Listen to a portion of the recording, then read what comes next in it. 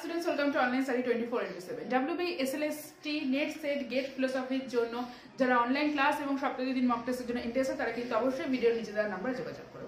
এই চ্যানেলে আমি তোমাদের সাথে ফিলোসফির আপকামিং সমস্ত রকম এক্সামের সিলেবাস ওয়াইজ ক্লাস নেওয়ার চেষ্টা করছি। এরকম ক্লাস যারা পেতে চাও তারা অবশ্যই চ্যানেলটিকে সাবস্ক্রাইব করো, লাইক এবং শেয়ার অবশ্যই করো। আজকে আমি তোমাদের সাথে ফিলোসফির খ্যাতিবাদ নিয়ে আলোচনা করব। খ্যাতিবাদ আমাদের কাছে একটা খুব ইম্পর্টেন্ট একটা চ্যাপ্টার। আমাদের আপকামিং আমাদের নেট সেট কমপ্লিট হলো ডিসেম্বরে। এখন আমাদের সামনে যে এক্সামটা রয়েছে সেটা হলো আমাদের কাছে এসএলএসটি রয়েছে এবং আমাদের কাছে গেট রয়েছে। গেট ফিলোসফি যেটা আমাদের ফেব্রুয়ারিতে হবে, এসএলএসটি যেটা আমাদের বলা হচ্ছে জানুয়ারির শেষের দিকে, দেখা যাক কতটা কি হয়। তো আমাদের এসএলএসটি রয়েছে অর্থাৎ আমাদের এসএসসি যে এক্সাম সেই এক্সাম রয়েছে এবং আমাদের সামনে গেট রয়েছে। এই সব কিছুর জন্য কিন্তু খ্যাতিবাদ যেটা ফিলোসফির ক্ষেত্রে ভীষণ একটা ইম্পর্টেন্ট চ্যাপ্টার, সেই খ্যাতিবাদ নিয়ে আজকে আমি আলোচনা করব। তো খ্যাতিবাদ নিয়ে আলোচনা করতে গিয়ে আমাদের ফার্স্টে খ্যাতি ব্যাপারটা কি কি হতে চাইছে খ্যাতি বলতে, সেটা আমাদের ফার্স্টে বুঝতে হবে। দেখো যে ব্যুৎপত্তি যে অর্থ অর্থাৎ খ্যাতিবাদের ব্যুৎপত্তি কি, খ্যাপ্যতে ইতি খ্যাতি। কি বলা হচ্ছে?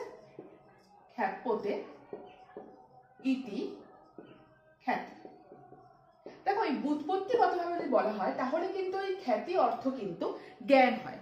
ব্যুৎপত্তিগত দিক থেকে কিন্তু খ্যাতি অর্থে কিন্তু আমরা কিন্তু সাধারণত কিন্তু জ্ঞানকেই বুঝবো। কিন্তু যদি তুমি দর্শনের দিক থেকে দেখো সেখানে কিন্তু দার্শনিকগণ কিন্তু এই খ্যাতিকে কিন্তু ভ্রম হিসাবে কিন্তু দেখিয়েছেন, ভ্রম জ্ঞান। অর্থাৎ দর্শনের দিক থেকে খ্যাতিকে কিন্তু ভ্রম জ্ঞান হিসাবে কিন্তু দেখানো হয়েছে, ভ্রম জ্ঞান।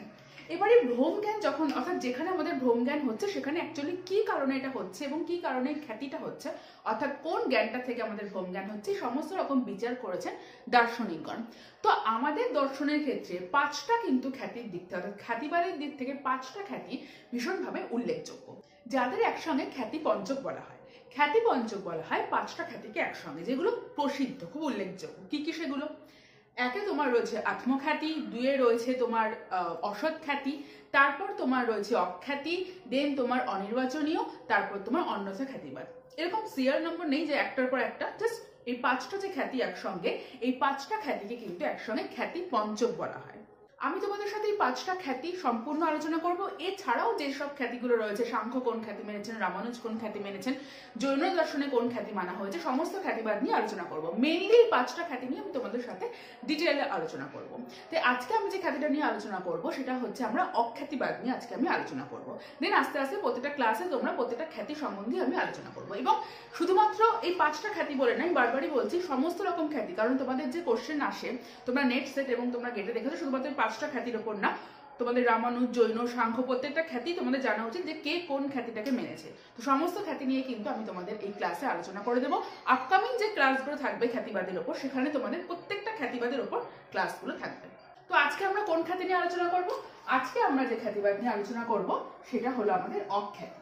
ওই পাঁচটা খ্যাতির মধ্যে অখ্যাতিবাদ নিয়ে আজকে আমরা আলোচনা করব। এই অখ্যাতি কারা দিয়েছেন? মীমাংসার মধ্যে যে প্রাভাকর যে সম্প্রদায়, প্রভাকর মিশ্র, তারা এই অখ্যাতিবাদের সমর্থক। ঠিক আছে, প্রভাকর মিশ্র হলো মীমাংসকদের যে একটা মানে দুটো যে তোমাদের ভাগ রয়েছে মীমাংসকদের মধ্যে, প্রভাকর এবং কুমারীর ভাট্য, তার মধ্যে প্রভাকর হলো অখ্যাতিবাদের সমর্থক। এই অখ্যাতির অর্থ কি? অখ্যাতি বলতে বোঝানো যেটা হচ্ছে সেটা হলো আমাদের জ্ঞানের অভাব অর্থাৎ জ্ঞান না হওয়া। এটা হলো অখ্যাতির যে অর্থ। অখ্যাতির অর্থ হচ্ছে জ্ঞানের অভাব। দেখো প্রভাকরের ক্ষেত্রে একটা বিষয় আছে, আমি এখনো তোমাদের মীমাংসা শুরু করিনি, তাই তোমাদের আমি জাস্ট প্রভাকরের যে মতটা, প্রভাকরের কাছে কিন্তু প্রমা এবং অপ্রমা দুটোর মধ্যে কোনো ভেদ নেই। প্রভাকর কিন্তু কখনো মানেননি যে কোনো জ্ঞান অযথার্থ হতে পারে, তার কাছে সমস্ত জ্ঞানই ছিল যথার্থ, তার কাছে সমস্ত জ্ঞানই ছিল কিন্তু যথার্থ। তাই তিনি মানেননি যে কোনো জ্ঞান হচ্ছে কখনো অপ্রমা হতে পারে। প্রমা এবং অপ্রমার মধ্যে তার কাছে কোনো ভেদ ছিল না, সমস্ত জ্ঞানই আমাদের যথার্থ। অর্থাৎ কি অযথার্থ বলে কোনো রকম জ্ঞান তিনি মানেননি প্রভাকরের মতে। এবার আসি আমি অখ্যাতিবাদে।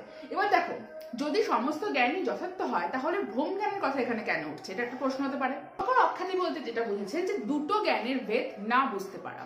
তিনি কিন্তু কখনোই ভ্রম বলে কিন্তু উল্লেখ করেননি, তিনি বলেছেন দুটো জ্ঞানই হচ্ছে যথার্থ জ্ঞান এবং দুটো জ্ঞানের মধ্যে আমরা ভেদ বুঝতে না পারার জন্য সেটা কোথাও কোথাও গিয়ে আমাদের একটা ভ্রমে পরিণত হচ্ছে, যার নাম তিনি দিয়েছেন অখ্যাতিবাদ। মানে কি বলতে চাইছেন, ধরো কোনো দড়িকে দেখে আমরা যদি কখনো সাপ বলে সেটাকে ভুল করি, তো প্রভাকর কি বলছেন, প্রভাকর বলছেন যে যখন আমরা দড়িটাকে দেখছি তার সঙ্গে আমাদের একটা চক্ষু সন্নিকর্ষ হচ্ছে, এবং কখনো আমরা দড়িকে সাপ বলে, অর্থাৎ সাপেরও অস্তিত্ব আমাদের কাছে ছিল, সেটা আমাদের স্মৃতি জন্য রয়েছে। তো সেটাকে আমরা অনেক সময় অন্ধকার বশত হোক, যাই বশত হোক, সেটাকে আমরা সাপ বলে ভুল করি। তো এই যে ভুল করছি সাপ বলে, তো সেটাও কিন্তু তার কাছে যথার্থ জ্ঞানী। তিনি শুধু কি বলছেন, তিনি বলছেন যে দেখো, প্রথম যে জ্ঞানটা হলো, প্রথম যেটা দড়ি যে দেখা সেটা একটা চক্ষু, এবং সাপের যে জ্ঞানটা সেটা আমাদের স্মৃতি। অর্থাৎ তিনি বলছেন দুটো জ্ঞানের মধ্যে আমরা ভেদ করতে পারছি না, দুটো জ্ঞানের মধ্যে পৃথক করতে পারিনি। সেই পৃথকের যে ব্যবধান, যে সময়টা, সেটা আমাদের কাছে নেই। অর্থাৎ কি, প্রত্যক্ষ এবং স্মৃতি দুটো জ্ঞানের মধ্যে আমরা পৃথক করতে না পারার জন্য কিন্তু তিনি বলছেন যে অখ্যাতিবাদের সমস্যাটা হচ্ছে। অর্থাৎ কি কি মনে রাখবে, যে প্রত্যক্ষ প্লাস স্মৃতি এই দুটোর মধ্যে ভেদ না করতে পারার জন্য, দুটোর মধ্যে কোনো ভেদ হচ্ছে না, সময়ের যে অন্তরটা সেটা এতটাই কম যে আমরা ভেদ করতে পারছি না বলে দুটো জ্ঞানকে, দুটো পৃথক জ্ঞানকে ভেদ করতে পারছি না। একটা প্রত্যক্ষ জন্য হচ্ছে, একটা স্মৃতির জন্য হচ্ছে। এই কারণে গিয়ে আমাদের এই অখ্যাতিবাদটা হচ্ছে। অর্থাৎ যে দড়িকে আমরা চক্ষুর সঙ্গে দেখছি সেটা প্রত্যক্ষ, এবং আমাদের স্মৃতিতে রয়েছে সাপেরটা। তো অর্থাৎ দুটোকে আমরা কোথাও গিয়ে ভেদ করতে পারছি না, দুটোর মধ্যে ব্যবধানটা আসছে না প্রত্যক্ষ এবং স্মৃতির ক্ষেত্রে। সেটার জন্য আমাদের হচ্ছে অখ্যাতিবাদ। একটুখানি মনে রাখলেই তোমাদের অখ্যাতিবাদের উপর যেরকম কনসেপ্ট ওয়াইজ কোশ্চেন আসুক না কেন, সেরকম কিন্তু তোমরা কিন্তু অ্যান্সার করতে পারবে। কারণ অখ্যাতিবাদ থেকে যেগুলো হয়তো কিছুটা কনসেপ্ট এলো, তোমাদের অখ্যাতিবাদ সম্বন্ধে লিখে দিল যে অ্যাকচুয়াল বলতে কি বোঝায়, যে কোন ভেদ, দুটো পৃথক জ্ঞানের ভেদ করতে না পারাটা। পৃথক জ্ঞান কি কি, প্রত্যক্ষ এবং স্মৃতি, এই দুটো পৃথক জ্ঞানের ভেদ যে আমরা করতে পারছি না, তার মধ্যে যে ভেদ করার যে একটা ব্যবধান যে আমাদের মধ্যে নেই, সেটার জন্যই কিন্তু অখ্যাতিবাদ। অর্থাৎ এই কনসেপ্টটা তোমাদের যখনই দেবে তখনই সেটা টিকমার্ক হবে, বাকি অন্য যে কোনো কনসেপ্টে তোমাদের কিন্তু ক্রস চিহ্ন হবে। অর্থাৎ অখ্যাতিবাদের সঙ্গে তোমরা যদি এই কনসেপ্টটা তোমাদের মাথায় রাখো, তাহলে কিন্তু এর ব্যাপারে যে কোনো তোমাদের এমসিকিউ আসুক না কেন, তোমাদের পক্ষে করাটা সম্ভব হয়। একদিন আমি তোমাদের সাথে আত্মখ্যাতিবাদ নিয়ে আলোচনা করবো। তাহলে তোমাদের সঙ্গে দেখা হচ্ছে নেক্সট ক্লাসে। টাটা।